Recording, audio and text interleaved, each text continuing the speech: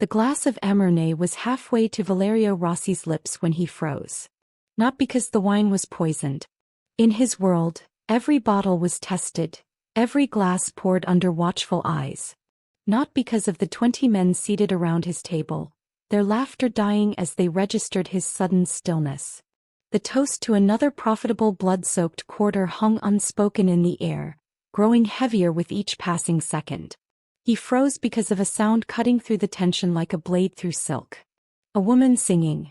The melody thin and ancient, drifting from somewhere down the hall of his Bellagio penthouse. A lullaby in old Sicilian, the kind sung in mountain villages that time forgot, the kind his nonna hummed while kneading bread in a kitchen that smelled of rosemary and regret. The kind he hadn't heard in 30 years. My name is Sarah Teresi and I was not supposed to be singing. I was supposed to be invisible, another shadow in the machinery of Valerio Rossi's empire.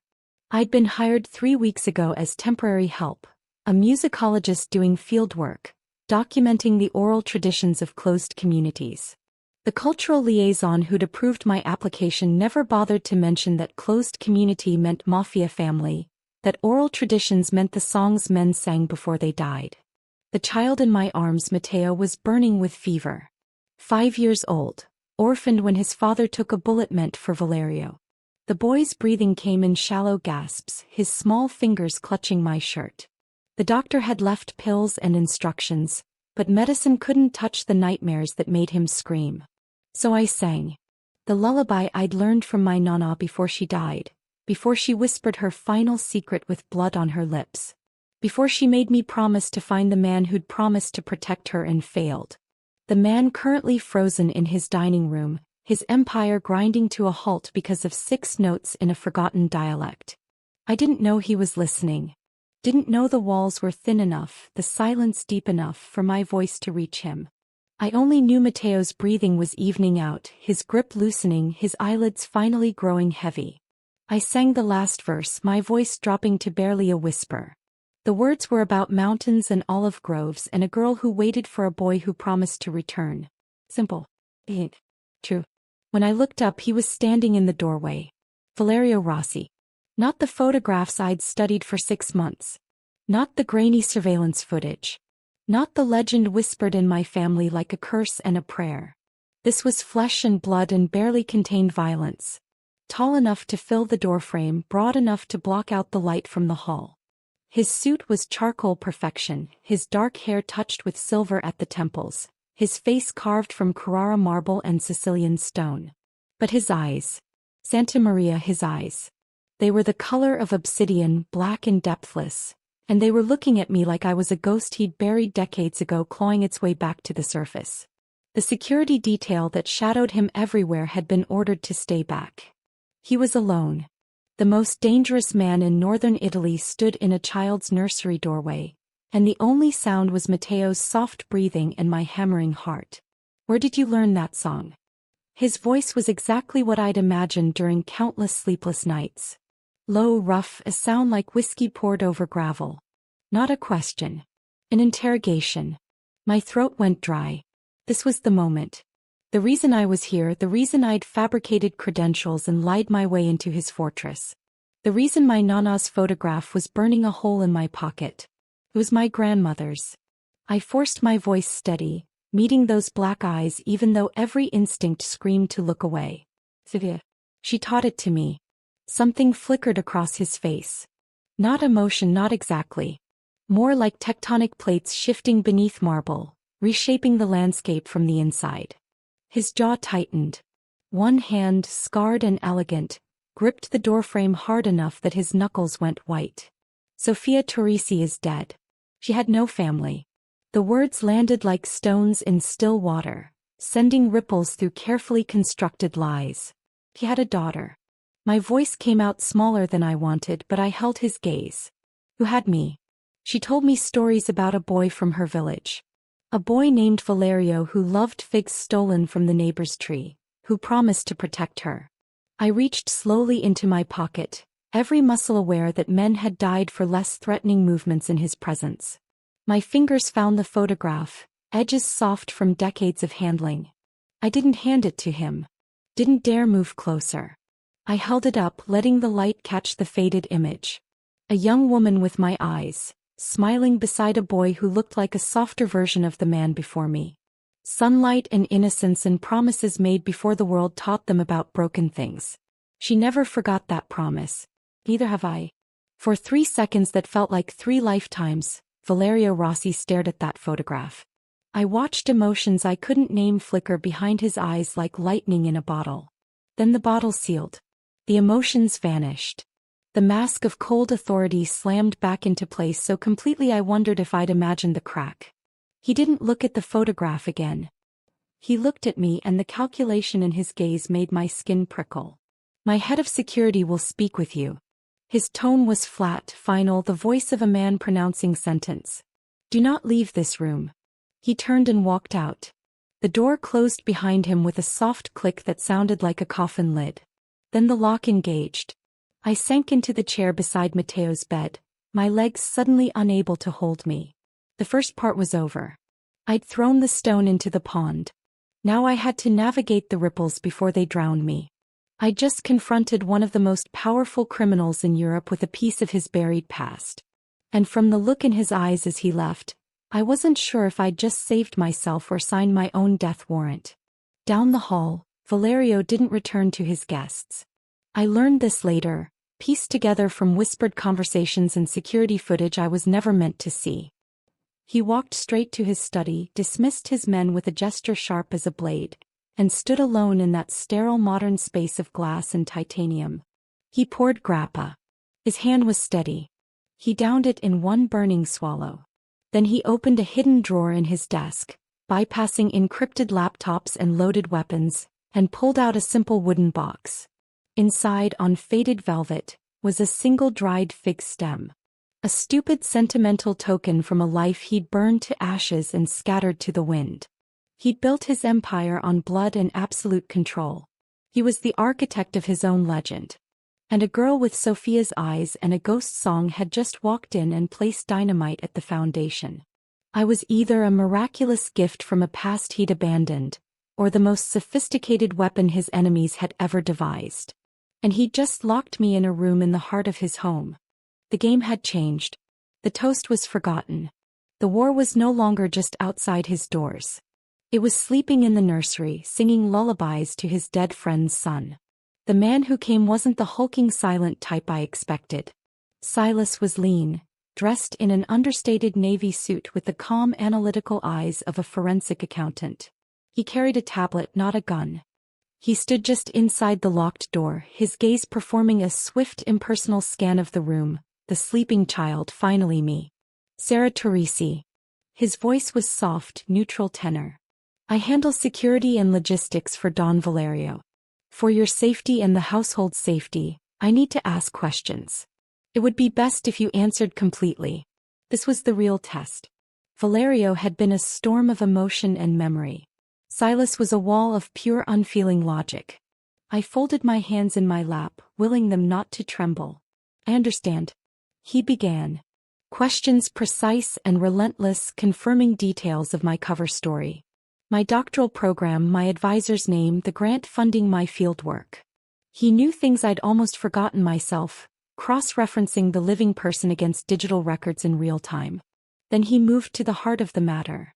"Your grandmother Sophia Teresi, maiden name Rossini, left Sicily for Bologna in 1965. Never married." It wasn't a question.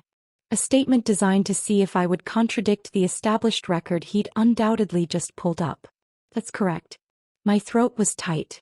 "She raised my mother alone. Never spoke of my grandfather, only that he was a promise that was broken." Silas's eyes flickered up from his screen, meeting mine. "And you believe Don Valerio is connected to this broken promise?" "I know he is." I forced strength into my voice. I had to own this, sell the half-truth as whole. My grandmother told me stories about the boy Valerio from her village. The fig tree. The lullaby was his mother's favorite. When I saw the opportunity to study here near men from that world, I had to try. I had to see if the stories were true, to understand where I came from. Perfect. Naive, sentimental girl searching for roots, stumbling into a dragon's den out of curiosity. The story I'd crafted for months, delivered with conviction of someone who believed it herself. Silas watched me for a long silent moment. His expression was unreadable. He typed notes into his tablet. The Don has instructed that you remain here as Mateo's caretaker until the situation is fully assessed. Your research is terminated immediately. You will not contact the university. You will not have a phone. Your laptop and passport will be secured. The walls of the gilded cage erected one polite, reasonable sentence at a time. Protective custody. Forced proximity. Exactly as I knew it would be, but the reality was a cold shock. What situation? I dared to ask. I sang a song. I showed him a photograph. The situation is that an unknown variable has been introduced into a highly complex sensitive ecosystem. We assess the variable. We determine intent. Then we decide if it is integrated or removed. He turned to leave, pausing at the door. Someone will bring dinner. Do not attempt to leave this room. The lock clicked shut. I let out a breath I didn't know I'd been holding. I'd passed the first interrogation. Been categorized as a variable. Better than being called a corpse. But I knew what was happening in the study down the hall. Valerio was planning hunting. He'd watched the entire exchange on the nursery camera, his expression granite. When Silas entered, he'd asked for a deep background trace going back further, wanting to know every person Sophia ever spoke to who my real grandfather was. He suspected this was a play from a rival family. The Lombardos using the girl to get through the past. I think a woman who looks like my past and sings my mother's songs didn't find me by accident. And if she is a weapon, I want to know who aimed her. But the household didn't stop for ghosts. The shipment from Valencia was due. Business continued. Yet as he walked out, his gaze drifted once more toward the hallway leading to the nursery. The household might not stop, but he had. For a few moments he'd been that boy in the dirt tasting stolen figs. And part of him, a part he thought long dead, was terrified that he wanted to taste it again. I'd breached his defenses without a gun. Just a song, a memory, and a pair of eyes that saw the boy inside the monster. And that made me the most dangerous thing he'd ever encountered. Dinner arrived on a silver tray. Roasted chicken, steamed vegetables, risotto that was prison food served on fine china. Mateo slept, his breathing soft and steady. I ate mechanically, mind racing. I was a variable, a problem to be solved. I had to be compelling enough to be integrated, stay close to Valerio, but not so threatening I triggered swift removal. Walking a razor's edge between sentimental girl and cunning operative. My life depended on the performance. An hour later the lock clicked. My heart jumped into my throat. Not Silas. Not the silent woman who'd delivered dinner. Valerio. He'd changed into a black sweater and dark trousers, looking less like a corporate kingpin and more like a predator in natural habitat. He carried 2 small glasses and a bottle of amber liquid. Didn't speak. Set a glass on the small table beside me, filled it, poured one for himself. He stood by the window back to me, looking out at lights of Bellagio sparkling like fallen stars across the lake. The silence was a physical weight pressing down on my chest. Tell me about the fig tree. His voice was low, not turning from the window. A test deeper than Silas's. This one was for the ghost he remembered. I took a slow breath, wrapping my hands around the cool glass. Let my gaze go soft, looking into a past I'd only visited through stories. She said it was in the vacant lot between 2 houses. The figs were small but sweet as honey. The boy Valerio knew how to find the perfect ones, the ones the sun had touched just right. He'd get in trouble for tearing his clothes on the fence, but he'd always bring her the best one. I took a small sip. The liquor was smooth, burning with herbs and smoke.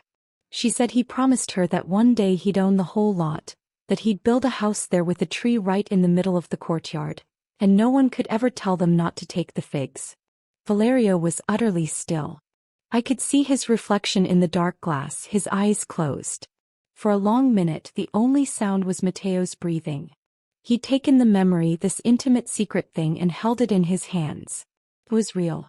When he turned, the vulnerability was gone, sealed behind a mask of cold intensity. Why are you really here, Sarah Torrisi?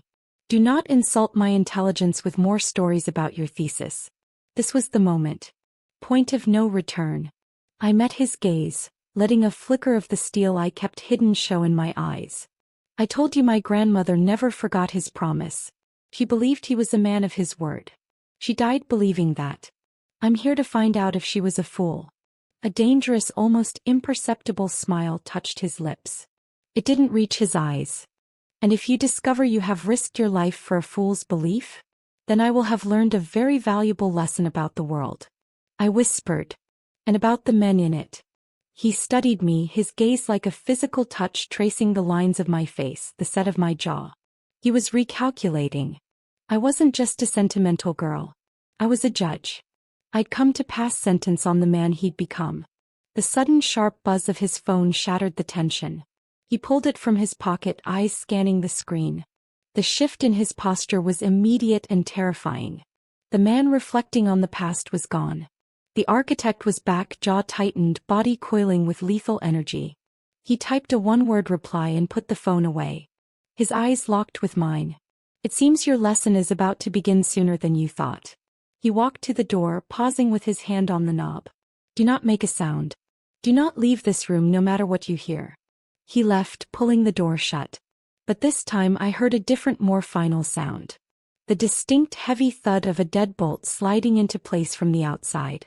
He hadn't just locked me in. He'd locked the world out. A fortress preparing for siege. I rushed to the door, pressing my ear against cool wood. For a moment, nothing. Then a distant muffled crack like a car backfiring, but I knew it wasn't. It was the sound that had punctuated my grandmother's darkest stories. The sound that had haunted my childhood nightmares. A gunshot. And it was inside the house. The gunshot was a stone dropped into the silent pond of the penthouse. The resulting chaos was a ripple of shouted commands, pounding boots on marble, another closer pop that was unmistakably return fire. My body moved before my mind could process the terror. Instinct honed by a life lived in the shadow of this world took over. I dropped to the floor, crawling to Matteo's bed. The little boy was stirring, face crumpling in confusion. I gently placed a hand over his mouth, my heart hammering against the parquet floor. Piccolo. My voice was frantic prayer. We have to be very quiet, like a game. His wide, fearful eyes stared back at me. I scanned the room. The door was a death trap. The window was triple-paned, certainly bulletproof, but a fishbowl. We were trapped. The sound of struggle erupted outside the door. A guttural shout, sickening thud of body hitting wall. Then silence. A key scraped in the lock. I scrambled back, pulling terrified Matteo with me, putting the bulk of the bed between us and the door. I grabbed a heavy crystal bookend from the nightstand, grip slippery with sweat. Pathetic weapon, but all I had. The door swung open. Valerio stood there, his silhouette filling the frame. But he was different. The controlled, elegant predator was gone. This man was feral. His sweater was torn at the collar. A fresh bloody gash marred his temple. In his hand he held a sleek black pistol as if it were a natural extension of his arm.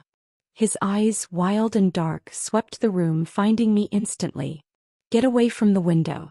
He didn't wait for compliance.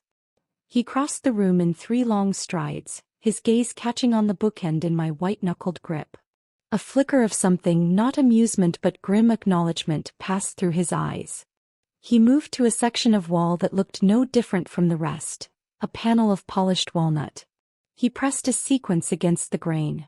A section hissed open, revealing a dim steel-lined space beyond. The safe room. No.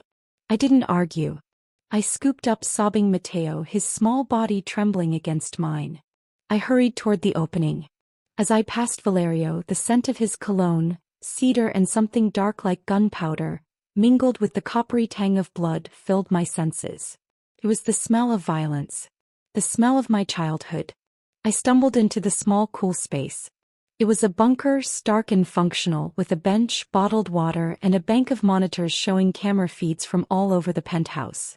On one screen I saw 2 of Valerio's men, their bodies contorted in unnatural angles of death, lying in the grand hallway. On another, shadowy figures in black tactical gear moved with chilling efficiency, clearing rooms. Valerio followed me in, sealing the door with a heavy hydraulic hiss.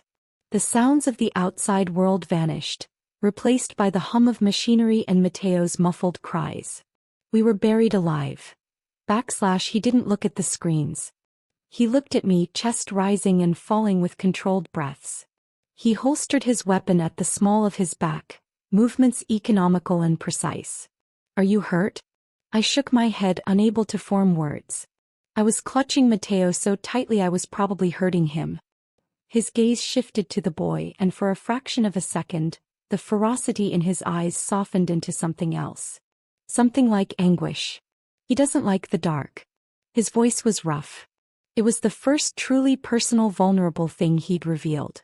Before I could process it, a calm, clear voice came from a hidden speaker. "Silas. Status." Valerio pressed a button on the wall. "Secure. 2 hostiles neutralized at my location. The asset and the variable are with me." His eyes flicked to me as he said it. I was the variable. "A piece on a chessboard." "Confirmed," Silas replied. The primary breach was a 4-person team from the service elevator. They knew the blind spots. This was an inside job. The Lombardos are claiming credit, but the sophistication, it's wrong. "Find the leak, Silas." Valerio's voice dropped to a deadly whisper. "I want the architect of this alive." "Understood. Perimeter is locked. The remaining hostiles are contained in the West Wing. They are searching for something or someone." Valerio's head snapped up, his eyes locking with mine across the small sterile room. The unspoken question hung in the air, charged and terrifying. The men with guns weren't just here to kill Valerio. They were hunting. And in a locked safe room, trapped with the most wanted man on the lake, I knew with chilling certainty exactly who they were looking for. Me. The word hung unspoken but deafening. Her. The attackers weren't just here for a power grab. They were here for the variable, the unknown element. And Valerio's icy composure shattered into something far more dangerous. He stared at me as if seeing me for the first time, not as a ghost from his past but as the epicenter of a violent present storm. "Who sent you?" The question was a low, venomous whisper. He took a step toward me and the small space felt like a pounce. The gash on his temple wept a single dark trail of blood down his cheek. Was this the plan all along? Get inside my head. Get inside my home and open the door for them. Oh. The denial was ripped from me, raw and honest. I clutched Mateo tighter, using his small warm body as an anchor to reality. "I don't know who they are. I came alone. You expect me to believe that?" He was standing before me now, his presence overwhelming. The scent of blood and gunpowder was suffocating. They bypassed systems that cost millions. They knew about the safe room's electromagnetic shield that blocks all signals. They knew exactly when to strike. And you, with your song and your story, arrived days before. You are either the luckiest woman alive or you are a liar. He was right. The coincidence was astronomical. And I was a liar, just not the kind he thought. I'd come with a secret agenda, but it wasn't to get him killed in a home invasion. My mission was far more personal, far more dangerous to the core of who he was than a simple assassination. On the monitor, we watched as 2 black-clad figures methodically ransacked the nursery, overturning the very crib Mateo had been sleeping in minutes before. They weren't looking for documents. They were looking for a person. "They're not Lombardos." I heard myself say it, my voice surprisingly steady. Training as an observer of human behavior kicked in, cutting through fear. Valerio's furious gaze narrowed. "What?" I nodded toward the screen. "Look at them. Their movements, synchronized, efficient, no wasted motion. They're not enforcers. They're professionals, soldiers. The Lombardos are thugs. They break things. These men are searching. This is a retrieval mission." My analysis, cool and clinical, landed in the tense space between us. It was the last thing he expected, a moment of strategic clarity from the weeping sentimental girl he'd locked in the nursery. The fury in his eyes banked, replaced by swift calculating reassessment. The variable was demonstrating unexpected functions. Silas's voice broke through the speaker, tense. "Valerio, we have a problem. The team in the nursery, they just aborted. They're falling back to the service elevator. It's a clean tactical retreat. They didn't find what they came for. Stop them. Valerio's voice was a whip crack. We can't. They've rigged the main stairwell with explosives. They're gone. They were gone. The immediate threat was over. But the silence they left behind was more terrifying than the gunfire. The penthouse was a battlefield. 2 men were dead. And a team of elite mercenaries had just invaded one of the most secure private residences in Europe to find me and failed. The hydraulic seal on the door released with a sigh. The safe room was no longer a refuge. Felt like a confessional. Valerio didn't move. He stood looking down at me, his breath stirring the hair on my forehead. The air crackled with new dangerous energy, the energy of a shared secret, of shattered reality. He reached out. I flinched, expecting violence. But his hand, surprisingly gentle, brushed a stray tear from my cheek that I hadn't even realized had fallen. His thumb was rough, calloused. The touch was electric, a jolt straight to my core. A caretaker's gesture from a killer. You saved him. He said it quietly, his eyes dropping to Matteo, who'd finally cried himself into exhausted sleep in my arms. You kept him quiet. You kept him safe. He looked back at me, his flint gray eyes. No, obsidian, always obsidian, holding mine. And in their depths, the storm finally broke. The anger was gone, replaced by profound, unsettling curiosity. And something else. A possessive, darkening heat. Seems I now owe you a debt. He didn't say thank you. In his world, debts were more powerful currency than gratitude. And as he looked at me, the woman with the lullaby, the lyre, the shield for his most vulnerable ward, I knew the balance of power between us had irrevocably shifted. I was no longer just a variable to be assessed. I was a prize to be kept.